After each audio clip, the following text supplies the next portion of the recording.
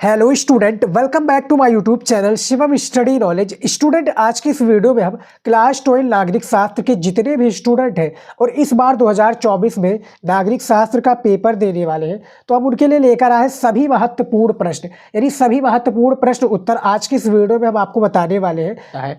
सबसे पहला जो बहुविकल्पीय प्रश्न पूछा गया है नागरिक शास्त्र का, क्या है? सबसे पहला देखिए, रूस ने किन विद्रोहियों को समाप्त करने के लिए, यहाँ पर देखिए, किन विद्रोहियों को समाप्त करने के लिए मानव अधिकार का उल्लंघन किया था? जो मानव अधिकार है इसका उल्लंघन किया था। यहाँ पर देख सकते हैं 4 ऑप्शंस है, जैसा कि देख सकते हैं। इसी 4 ऑप्शंस के थ्रू आपको बोर्ड एग्जाम में बताना है। ये सारे क्वेश्चंस इंपॉर्टेंट है, वेरी वेरी इंपॉर्टेंट है, तैयार कर लीजिएगा।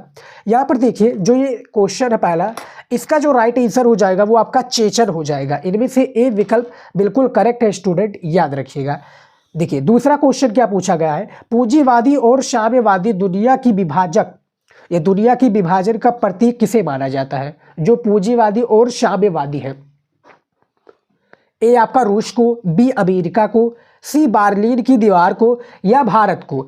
तो यहाँ पर जो दूसरा है इनमें से आपका सी हो जाएगा। बर्लिन की दीवार को पूंजीवादी और साम्यवादी दुनिया की विभाजन का प्रतीक माना जाता है। तीसरा प्रश्न देखिए स्टूडेंट, तीसरा क्वेश्चन क्या पूछा गया है, भारत चीन संबंधों में तनाव के समय कौन सा नारा प्रचलित हुआ था? यानी कौन सी जो नारा है ये प्रचलित हुआ था? यहाँ पर आप देख सकते हैं, ये इंपॉर्टेंट क्वेश्चन है। 23 फरवरी 2024 को आपका नागरिक शास्त्र में यही सारे क्वेश्चंस पूछे जाएंगे। देखिए, ए आपका हिंदी चीनी ताऊ, हिंदी चीनी भाई भाई, सी है हिंदी हिंदी, या डी चीनी हिंदी लाई।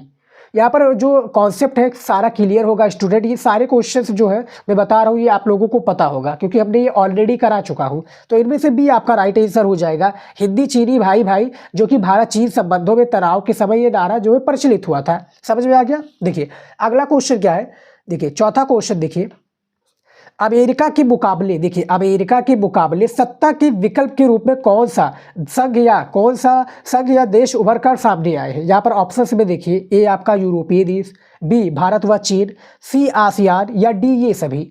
तो कौन सा देश सामने आया स्टूडेंट बताइए? तो चौथे का डी आपका हो जाएगा ये सभी, यानी यूरोपीय देश भी, भारत व चीन भी, आसियान भी, अमेरिका के मुकाबले सत्ता के विकल्प में। जैसा कि कॉन्सेप्ट आप देख सकते हैं, सारा क्वेश्चन इंपॉर्टेंट है और इस सभी क्वेश्चन को आप टेस्ट के रूप में भी ले सकते हैं। यदि आपने अभी तक नागरिक शास्त्र की जितनी भी तैयारी की है और आप क्या है तैयारी कर रहे हैं, आपने जितने भी क्वेश्चंस की तैयारी की है और आपको टेस्ट के रूप में लेना है, तो ये सारे टेस्ट को ले लीजिए, सारे क्वेश्चंस को आप नोट कर लीजिए। इसका आंसर हमारे बताने से पहले आप बता दीजिए। इसका आपको पीडीएफ भी मैं दे दूंगा, फ्री में पीडीएफ दूंगा। कैसे मिलेगा वीडियो में पता चलेगा, वीडियो को लास्ट तक देखिए, उसी के बीच में आप बता देंगे कि पीडीएफ आपको कहाँ पर मिलेगा। पांचवा क्वेश्चन देखिए क्या है, चीन किस वर्ष विश्व संगठन, क्या है, विश्व व्यापार संगठन का सदस्य बना? जो चीन है भैया, ये किस वर्ष विश्व व्यापार संगठन का सदस्य बना है? ए आपका वर्ष 2000 में, वर्ष 2001 में, वर्ष 2004 में, वर्ष 2006 में। याद रखिएगा 11 दिसंबर 2001 में, याद रखिएगा क्या है, 11 दिसंबर 2001 में चीन किस वर्ष विश्व व्यापार संगठन का सदस्य बना? ये इसी दिन बना था। 6 नंबर क्वेश्चन है हमारा, देखिए दक्षिण इस ब्रैकेट में देखिए, सार्क का मुख्यालय किस देश में है? आपने काफी नाम सुना होगा नागरिक शास्त्र में। दक्षिण सार्क का मुख्यालय कहाँ पर है ये बता रहा है आपको। ये आपका भारत, पाकिस्तान, नेपाल, या बांग्लादेश। तो नेपाल के काठमांडू, जो इसका नेपाल की जो राजधानी है स्टूडेंट, नेपाल की राजधानी काठमांडू में ये क्या है, मुख्यालय स्थित है। 7वां क्वेश्चन देखिए, कारगिल युद्ध किन देशों के बीच कब हुआ था? यानी किन देशों के बीच और कब हुआ था ये आपको बताना है कारगिल युद्ध के बारे में। ए आपका भारत पाकिस्तान वर्ष 1999, बी भारत पाकिस्तान वर्ष 1998, सी पाकिस्तान चीन वर्ष 2010 में, या डी भारत श्रीलंका 2000 में। तो सभी को पता होगा स्टूडेंट, इसकी बताने का, यानी जो क्वेश्चन है इसका आंसर बताने की हमें आवश्यकता नहीं है। आप हाई स्कूल का पेपर दिए हो, सोशल जो साइंस है उसका पेपर दिए होंगे, तो इसका आंसर आपको पता होगा। फिलहाल मैं इसका आंसर बता देता हूँ। इनमें से आपका ए हो जाएगा, भारत पाकिस्तान हो जाएगा, जो कि कारगिल युद्ध इन देशों के बीच हुआ था। कब हुआ था? 1999 में। समझ में आ गया? देखिए 8वां क्वेश्चन क्या पूछा गया है, मैं दिखा दूँ आपका। 8वां क्वेश्चन, भारत और पाकिस्तान के बीच शिमला समझौते पर हस्ताक्षर कब हुए थे? जो भारत और पाकिस्तान का बीच जो शिमला समझौता है, इस पर हस्ताक्षर यानी जो साइन हुआ था, कब हुआ था? ये आपका वर्ष 1965 में, 1962 में, 1972 या 1998 में।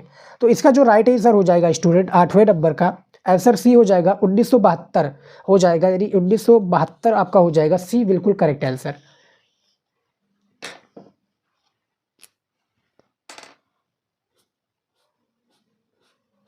9 नंबर क्वेश्चन है आपका, संयुक्त राष्ट्र संघ का मुख्यालय कहाँ स्थित है? जो संयुक्त राष्ट्र संघ है इसका जो मुख्यालय है ये कहाँ पर स्थित है? जेनेवा में है, न्यूयॉर्क में है, पेरिस में है या लंदन में है? तो न्यूयॉर्क में है, याद रखिएगा, जो अमेरिका का न्यूयॉर्क है उसी शहर में ये संयुक्त राष्ट्र संघ का मुख्यालय स्थित है। समझ में आ गया स्टूडेंट? 9 नंबर का हमारा बी बिल्कुल करेक्ट आंसर है। अगला देखिए, 10 नंबर क्वेश्चन क्या है? निम्न में से कौन संयुक्त राष्ट्र संघ की सुरक्षा परिषद का सदस्य क्या है नहीं है? यानी यहाँ पर देखिए, निम्न में से कौन सा संयुक्त राष्ट्र संघ की सुरक्षा परिषद का सदस्य नहीं है? ए आपका संयुक्त राज्य अमेरिका, बी रूस, सी ग्रेट ब्रिटेन या ताइवान। तो इनमें से ताइवान जो है बिल्कुल राइट आंसर हो जाएगा, यानी 10 का आपका डी बिल्कुल करेक्ट आंसर है। समझ में आ गया स्टूडेंट? अब देखिए स्टूडेंट, हमारा आ चुका है यहाँ पर, देखिए क्लास 12 सिविक्स यानी नागरिक शास्त्र। देखिए स्टूडेंट, क्लास 12 नागरिक शास्त्र का महत्वपूर्ण अति लघु उत्तरीय प्रश्न लेकर आया, जो कि आपके इस बार 23 फरवरी, देखिए स्टूडेंट 23 फरवरी 2024 के बोर्ड एग्जाम में ये प्रश्न आपका पूछा जाएगा। काफ़ी ज़्यादा इंपॉर्टेंट क्वेश्चन है, तो इसको आप तैयार कर लीजिए। यहाँ पर देखिए स्टूडेंट, सबसे पहला प्रश्न क्या पूछा गया है? देखिए सबसे पहला जो प्रश्न क्या पूछा गया आपका, रूसी क्रांति को प्रेरित करने वाली विचारधारा कौन सी थी? जो रूसी क्रांति है इसको प्रेरित करने वाला, यानी इसके जो प्रेरित करने वाला जो विचारधारा है उसका आपको नाम बताना है। यहाँ पर देखिए इसका नाम, वर्ष 1917, देखिए वर्ष 1917 में हुई रूसी क्रांति को प्रेरित करने वाली विचारधारा समाजवाद के आदर्शों तथा क्या है, समतामूलक समाज की थी। और उसके बाद में क्या है, बोल्शेविक क्रांति के साथ ये विचारधारा रूस में फैली थी। इस क्रांति के जन्मदाता व्लादिमीर पुतिन या व्लादिमीर पुतिन नहीं, व्लादिमीर लेनिन को माना जाता है। व्लादिमीर पुतिन जो है अभी के प्रेजेंट टाइम में जो है राष्ट्रपति है, वहाँ के प्रेसिडेंट है रूस के। लेकिन यहाँ पर जैसे देख सकते हैं 1917 की बात हो रही है, तो इसका आंसर पहले का देख सकते हैं। ज़्यादा जानकारी के लिए आप वीडियो को रोक कर भी समझ सकते हैं। समझ में आ गया? देखिए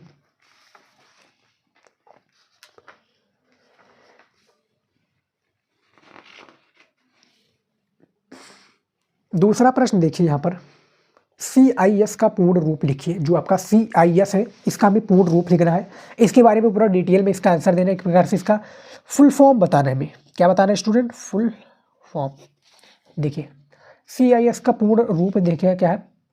देखिए कॉमनवेल्थ, क्या है? कॉमनवेल्थ ऑफ इंडिपेंडेंट स्टेट्स, यानी स्वतंत्र राज्यों की राष्ट्रकुल।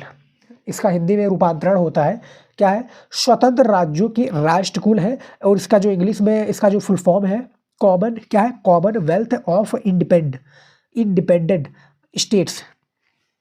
दूसरा प्रश्न का आंसर है। 2 नंबर का आपका एक प्रश्न होता है नागरिक शास्त्र में। समझ में आ गया? चलिए देखते हैं अगला क्वेश्चन, तीसरा देखिए। तीसरा क्वेश्चन है हमारा, भारत और रूस में सामरिक समझौता कब हुआ था? यानी जो सामरिक समझौता है, ये सारे क्वेश्चन में जितना बता रहा हूँ स्टूडेंट तैयार कर लीजिएगा, इसको लिख लीजिए, तैयार कर लीजिए और इसको याद कर लीजिए, बहुत ही ज़्यादा इंपॉर्टेंट है। समझ में आ गया? देखिए भारत और रूस में सामरिक समझौता कब हुआ था? आंसर देखिए, भारत और रूस में जो सामरिक समझौता है ये वर्ष 2001 में हुआ। दोनों देशों के मध्य हुआ था, भारत और रूस के बीच में 2001 में। सामरिक समझौते के रूप में 80 द्विपक्षीय 3 अधिकार पत्रों का हस्ताक्षर हुए थे। 80 द्विपक्षीय और 3 अधिकार पत्रों का हस्ताक्षर हुआ था, जो कि प्रश्न नंबर 3 में दिया हुआ है, देख सकते हैं। सारे का मैं आंसर बता रहा हूँ, और ज़्यादा जानकारी के लिए आप वीडियो को रोक कर भी लिख रहे हैं तो लिख लीजिए। चौथा क्वेश्चन देखिए क्या है। देखिए यूरोपीय संघ के किन्हीं 2 पुराने सदस्यों का नाम बताइए। यानी जो यूरोपीय संघ है इनके किन्हीं 2 पुराने सदस्य देशों का या सदस्यों का नाम बताना है। यहाँ पर देखिए यूरोपीय संघ में वर्तमान 27 सदस्य देश हैं। क्या है? वर्तमान जो है 27 सदस्य देश है। यूरोपीय संघ के 2 पुराने सदस्य निम्नलिखित हैं। जो 2 पुराने सदस्य हैं वो निम्नलिखित है। ए आपका स्वीडन, दूसरा है जर्मनी। स्वीडन और जर्मनी ये क्या है? यूरोपीय संघ के पुराने सदस्य है, जैसा कि देख सकते हैं स्टूडेंट। चौथा क्वेश्चन भी हमने बता दिया है। अगला देखिए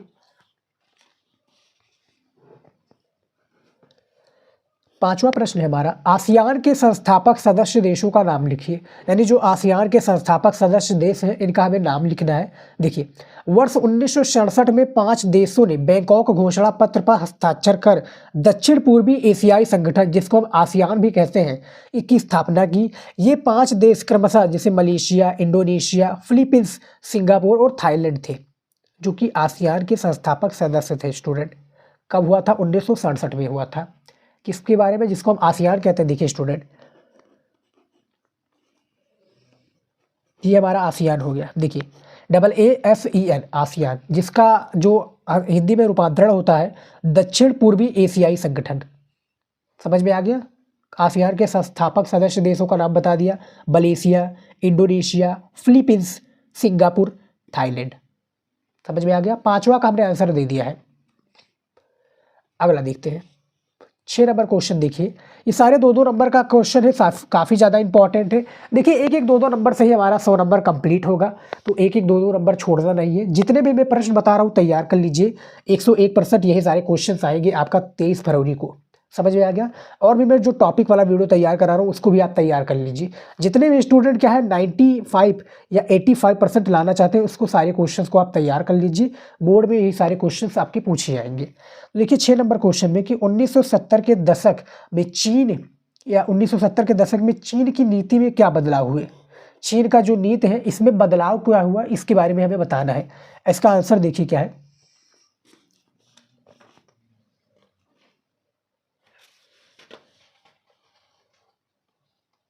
यहाँ पर देखिए स्टूडेंट, 1970 के दशक में चीनी नेतृत्व में परिवर्तन हुआ। क्या है? चीनी नेतृत्व में ये परिवर्तन हुआ, जिससे चीन अपनी नीति में वैचारिक मुद्दों की जगह जो है, चीन अपनी नीति में वैचारिक मुद्दों की जगह व्यवहारिक मुद्दों को प्राथमिकता देने लगा। समझ में आ गया? तो 1970 के दशक में जो चीन की नीति में बदलाव हुए वो यही बदलाव हुए, जैसा कि आप देख सकते हैं स्टूडेंट। 6 नंबर क्वेश्चन है, इसका आंसर देखिए। 1-1, 2-2 नंबर का प्रश्न है, तो इसी तरीके से आपको बोर्ड एग्जाम में लिखना है। और हमारा जो एक वीडियो जल्द ही आने वाला है नागरिक शास्त्र के ऊपर, जिसमें हम आपको बताएंगे कि नागरिक शास्त्र की कॉपी कैसे लिखना है। बोर्ड एग्जाम में जो है नागरिक शास्त्र की कॉपी लिखने का तरीका क्या है, सही तरीका क्या है, जिसमें हमें एग्जामिनर जो है 100 में से 99 नंबर तो कम से कम दे ही दे। ये देखिए 100 में से 99 नंबर। समझ में आ गया स्टूडेंट? इसको हमने बता दिया। अब देखिए प्रश्न नंबर 7 नंबर देखिए क्या है। भारत पाकिस्तान के बीच सिंधु नदी जल विवाद किसकी मध्यस्थता से सुलझाया गया। यानी भारत जो पाकिस्तान के बीच जो सिंधु नदी जल विवाद है ये किसकी मध्यस्थता से सुलझाया गया, इसके बारे में हमें बताना है। आंसर देखिए, देखिए भारत पाकिस्तान के बीच सिंधु नदी जल विवाद विश्व बैंक की मध्यस्थता से वर्ष 1960, यहाँ पर देखिए वर्ष 1960 में सिंधु जल संधि पर हस्ताक्षर किए जाने पर क्या है, ये सुलझाया गया। यहाँ पर देखिए, ये इसको कट कर दीजिए, किए जाने पर इसे सुलझाया गया। इस संधि के प्रावधानों के अनुसार भारत सिंधु नदी में या भारत सिंधु के कुल पानी 20% भाग की इस्तेमाल कर सकते हैं। यहाँ पर देखिए भारत पाकिस्तान के बीच क्या सिंधु नदी जल विवाद विश्व बैंक की मध्यस्थता से वर्ष 1960 में सिंधु जल संधि पर हस्ताक्षर किए जाने से सुलझाया गया। और इस संधि के प्रावधानों के अनुसार भारत सिंधु नदी की कुल पानी क्या है 20% भाग ही इस्तेमाल कर सकता है। भारत की बात हो रही है जो कि सिंधु नदी है हमारा उसका। तो प्रश्न नंबर जो हमारा 7 है इसका भी आंसर हमने दे दिया है। अगला क्वेश्चन देखिए 8 नंबर क्वेश्चन देखिए क्या है। संयुक्त राष्ट्र संघ के वर्तमान महासचिव कौन थे। ये सारे क्वेश्चंस को छोड़ना नहीं एक भी स्टूडेंट, नहीं तो आप उसमें क्या है नंबर में अपने कमती कर देंगे। 95% का टारगेट हो तो उसको आप अचीव करने का सोचिए स्टूडेंट, याद रखिएगा। देखिए संयुक्त राष्ट्र संघ के वर्तमान जो महासचिव है ये कौन थे, 2 नंबर का बता रहा है कौन है अभी। देखिए एंटोनियो गुटरेस, क्या है एंटोनियो गुटरेस वर्तमान में संयुक्त राष्ट्र संघ के महासचिव है, जो कि पुर्तगाल के पूर्व प्रधानमंत्री है। जो पुर्तगाल है उसका पूर्व ये प्रधानमंत्री भी है। एंटोनियो गुटरेस 2015 तक शरणार्थियों के लिए संयुक्त राष्ट्र संघ के उच्चायुक्त रहे हैं, लेकिन अब प्रेजेंट टाइम में क्या हो गया स्टूडेंट, देखिए महासचिव हो गए। देखिए क्या है एंटोनियो गुटरेस 2015 तक शरणार्थियों के लिए क्या है, जो शरणार्थियों है इनके लिए संयुक्त राष्ट्र संघ के उच्चायुक्त में रहे हैं, लेकिन अब ये क्या है संयुक्त राष्ट्र संघ के वर्तमान के महासचिव हो गए हैं। समझ में आ गया। 2 नंबर देखिए प्रश्न क्या है। देखिए, नव स्वतंत्र देश के सामने सुरक्षा की सबसे बड़ी चुनौती क्या थी? जो सुरक्षा की सबसे बड़ी चुनौती थी, ये क्या थी, इसके बारे में हमें बताना है। आंसर देखिए स्टूडेंट, देखिए अधिकांश नव स्वतंत्र राष्ट्र औपनिवेशिक शासन में क्या है, अधिकांश जो नव स्वतंत्र राष्ट्र हैं ये औपनिवेशिक शासन से 1940 के दशक के अंतिम वर्षों में, 1940 के जो दशक में अंतिम वर्षों से स्वतंत्र होने प्रारंभ हुए। इसके उपरांत इन राष्ट्रों के समक्ष अनेक चुनौतियां उभर कर सामने आई। जैसा कि जो चुनौतियां सामने आई, देखिए इन देशों पर पड़ोसी देशों पर हमला कर सकते थे, इन देशों पर पड़ोसी देश हमला कर सकते थे। इन देशों के अंदर सैन्य संघर्ष का भय था। किसके बीच में? ये देखिए, नव स्वतंत्र देश के सामने सुरक्षा की सबसे बड़ी चुनौती क्या थी? उसमें भारत भी हमारा शामिल है। समझ में आ गया स्टूडेंट? इंडिया। 10 नंबर क्वेश्चन देखिए क्या है, निर्जन वन किसे कहते हैं? जो निर्जन वन है ये किसे कहते हैं? ये काफी ज्यादा इंपॉर्टेंट क्वेश्चन है, आपके नागरिक शास्त्र की दृष्टि से पूछा जाएगा, तैयार कर लीजिए। देखिए निर्जन वन ऐसी वन भूमि को कहा जाता है जहां मानवीय निवास नहीं होता है। जहां क्या है? मानवीय निवास नहीं होता है। ये प्रवृत्ति उत्तरी गोलार्ध के देशों में, जो ये प्रवृत्ति है उत्तरी गोलार्ध के देशों में अधिक है। इसके अंतर्गत पर्यावरण को मनुष्य से अलग वस्तु माना जाता है। पर्यावरण से क्या है? अलग वस्तु माना जाता है, जिसको बाघ या क्या है अभयारण्यों के रूप में बदलकर मनुष्यों से बचाया जा सकता है। निर्जन वन किसे कहते हैं, इसके बारे में देख सकते हैं। इसका आंसर हमने दे दिया है। समझ में आ गया? ऐसे ही आपको लिखना है, आपका जो 2 नंबर का प्रश्न है 25 शब्दों में इसका आंसर देना होता है। कितने? 25 शब्दों में देना होता है। आपका जो नागरिक शास्त्र का पेपर होगा उसमें बताया जाएगा। समझ में आ गया? उसके बाद में देखिए प्रश्नोत्तर नंबर हमारा 11 में देखिए क्या है, आर्थिक वैश्वीकरण की हानियां बताइए। जो आर्थिक वैश्वीकरण है इसकी हमें हानियां बतानी है, हानियां बताना है आपको। तो देखिए हानियां किस तरह से हैं। देखिए गरीब देशों की आर्थिक स्थिति और भी भिन्न क्या है, निम्न हुई है। यहाँ पर देखिए गरीब देशों की आर्थिक स्थिति और भी निम्न हुई है। गरीब लोग और भी कमजोर स्थिति में आ गए हैं तथा अमीर और भी अधिक अमीर हो गए हैं, जिससे अमीरी और गरीबी के बीच अंतरों में वृद्धि हुई है। आर्थिक वैश्वीकरण के बारे में बताया गया है, जैसा कि आप देख सकते हैं। इसका हमने पूरा कॉन्सेप्ट क्लियर कर दिया हुआ कि आर्थिक वैश्वीकरण की हानियां क्या है। समझ में आ गया? उसके बाद में देखिए 12 नंबर प्रश्न, मुस्लिम लीग द्वारा दिया गया द्विराष्ट्र सिद्धांत क्या है? जो मुस्लिम लीग है इसके द्वारा दिया गया जो द्विराष्ट्र सिद्धांत है, इसके बारे में इसका आंसर हमें देना है। तो देखिए इसका आंसर क्या है,